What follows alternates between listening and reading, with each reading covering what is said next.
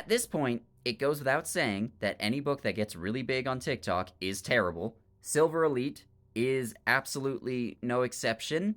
Part of the reason I hate all these big TikTok books is that they're all kind of the same. However, once in a while, some will come along that have something done a little bit differently. Silver Elite does two things a little bit differently.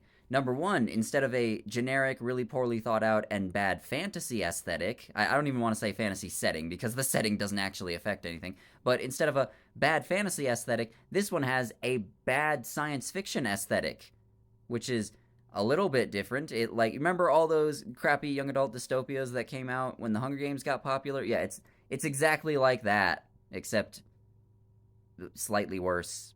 Number two, the protagonist, Ren, might be the dumbest protagonist I've ever read about in any book in any genre of my life. She starts off as a member of the rebellion, and at first I thought that was kind of nice because, I wouldn't have to watch her putter around and do nothing and go like, "Oh, I don't want to get involved" for like 80% of the book, but that winds up happening anyways.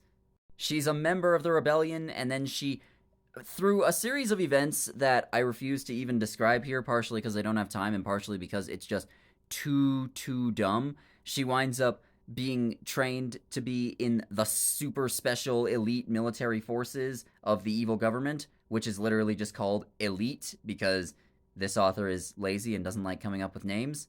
And while she's there, Ren never thinks to try and contact the rebellion or sabotage from the inside or do espionage and gather information or anything. Like she half-heartedly tries to escape once, and then the guy who catches her just goes, "Hey, I don't think you want to go to jail, so why don't you just keep doing training?" And then she does. And it's not even really training. She already knows how to do all this. She's basically just showing off for the audience. She's not learning or growing in any way. This book is terrible.